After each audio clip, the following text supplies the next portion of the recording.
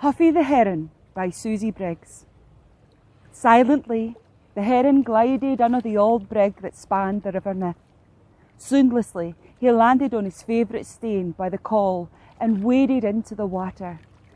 His still and quiet presence was a direct contrast with the stooshy and clatter gan on around him. The roaring water gathered round his long legs as he waded elegantly into the river for to catch his supper. He looked around at the familiar scene of the buses and cars rattling by. A red-faced woman was running along the length of the white sands with headphones in. A young family were walking their dogs towards the dog park. A lassie was standing by the railings at the bus stands watching him. She was stuffing her face full of chips while twa noisy gulls flapped their wings, screeching for attention nearby. The lassie was quite often there, waiting for her bus.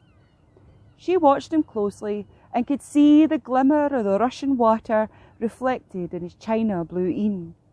The heron pulled up his shoulders and tucked in his long neck, and she mused to herself how he looked just like he was in the huff when he did that.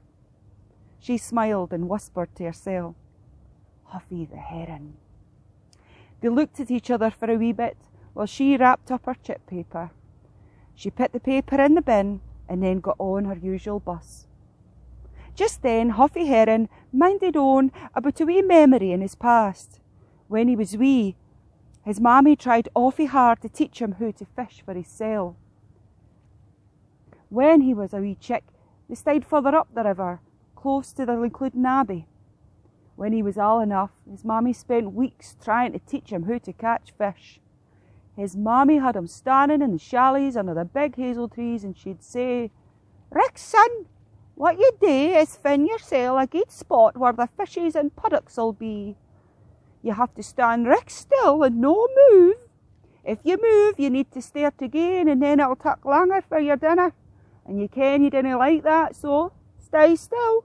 And when you see something tasty going by, you grip it. You grip it with your beak fast as lightning. Grip it and then swallow it. Then you hesitate now, just wait patiently, and when the time comes, just gan for it. Because what's for you, I'll no gan by you." The thing was, though, young Huffy the Heron got bored too quickly, and he whinged to his mam to just do it for him.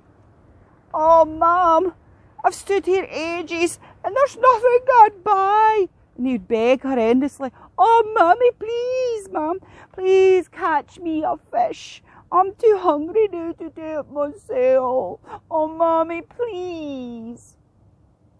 That was fine when he was a young heron chick, but it wasn't long before he got to a size where he really needed to learn how to do it himself.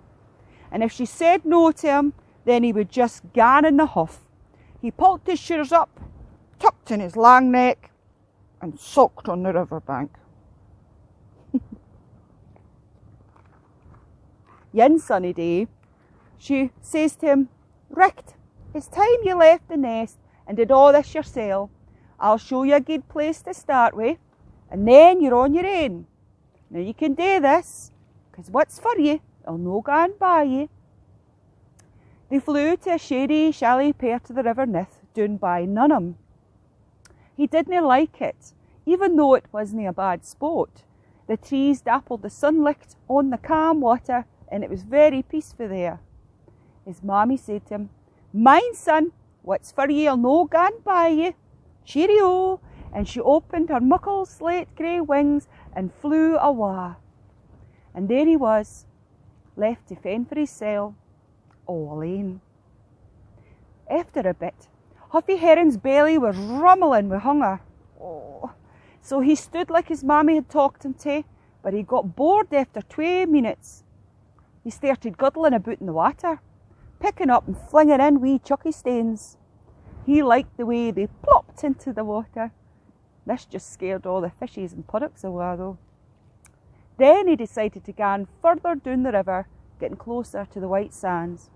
And every time he tried to do the stand and still hang, He gave up after 2 minutes, and this was useless. He was really hungered and was missing his mammy. He pulled up his shoulders, tucked in his long neck, did what he always did. He went in the huff. Just then, a seagull sitting on a wall came down to have a good look at him. "What are you in the huff, Puffer?" screeched the seagull. Seagulls are quite for it like that. They say it as they see it. "I'm no in the huff," he says. "I'm fed up. And I'm hungry, and my mum says to catch anything, I need to stay still and wait. I can't be bothered with all that." The seagull cocked her head and looked at him.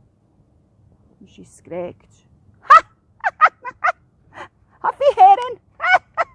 Huffy Heron! That's your name from now on, Huffy Heron!" "What? I'm no in the huff at all," whinged Heron, looking more in the huff now than any other time of his life. "Well, if you're going to call me Huffy, I'm going to call you Skreek." Skreek the seagull skreeked a mocking laugh. "Huffy Heron, I'm only kidding you on. You can call me what you like, I'm no bothered." She fluttered closer to Huffy and looked at his sad face. "Hey, cheer up, will you? Do you want to ken who I get some scran? It's dead easy. Come with me." And the pair of them flew up into the air and headed up to where the white sands were, where all the buses stood. Skreek flew down close to the bus stances, but Huffy didn't like that at all. He was wary of humans. Skreek didn't mind them though. Huffy watched Skreek land on the grun. Then he landed closer to the river and kicked out from behind the reeds at the old brig. He watched Skreek dive head first into a bin that was nearly full, and she pulled out some greasy paper. Inside was a carton with food in it. "Bingo! Huffy, come and see this!" Skreek called to her. But Huffy wouldn't go on her, so she dragged the carton closer to him. "Yeah, try this old fish supper. It's still a bit warm too. Bonanza!" Skreek picked up a bit of the battered fish and chucked it down to her new pal in the reeds. "Try that." Huffy pecked at it, and then he dry bulked. "Ugh. Fish that his mammy got for the river didn't taste like this. It's hoofing. What was that crunchy, claggy brown stuff around it?" "Oof," Huffy spat it out. "Ginger Huffy pernickety for a hungry birder, you know," speered Skreek. Huffy Heron washed his beak in the water and then said, "I'm sorry, Skreek. That's not for me, but it was awfully kind of you. I'm hungry, but not that hungry. Thanks anyway." Skreek shrugged her shoulders, and with a mouthful of chips she mumbled, "Fine, pal, all the more for me," and she galloped the lot down before the other seagulls could pinch it off her. Huffy's belly rumbled again.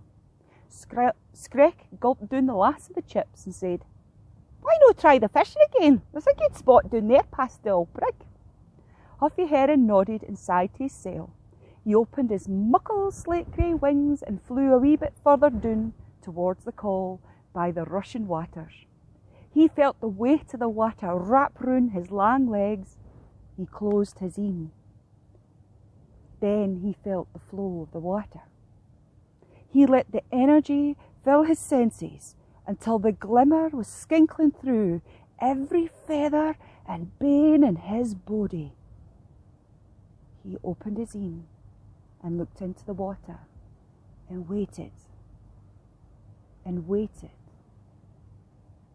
and waited and waited. Flash! A peary salmon was swimming about under the water near his legs. Fast as lightning, Huffy gripped it with his beak and he swallowed it. "What's for me? I'm no gone past me," he thought to himself proudly. He tried again, and it wasn't long afore he caught another fish. He decided to get to his new pal Skreek, and she ate it because she will eat anything. But really, she preferred the old half-eaten battered fish for the bin. Now there's no accounting for taste, I suppose. Skreek and Huffy are still friends to this day. And if you gonna walk along the white sands, You might just see them. Mind and say hello.